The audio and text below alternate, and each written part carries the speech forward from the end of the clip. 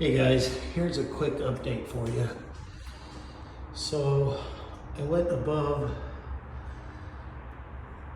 the unit that's up there, and it's actually dry all the way up there. And so now it feels like it's must be right here.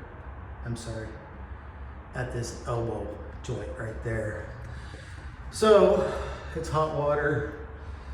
So I'm going to have to turn off the water, turn off the hot water to be able to make this repair.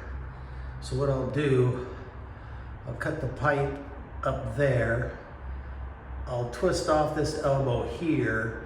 And I'm gonna put a PEX elbow on it and run PEX up to the unit. So this way I know it's there and I know it ain't gonna rust or have more problems, at least up in that area. So that's where she sits right now. I gotta go run and get some tools, so I'll be back.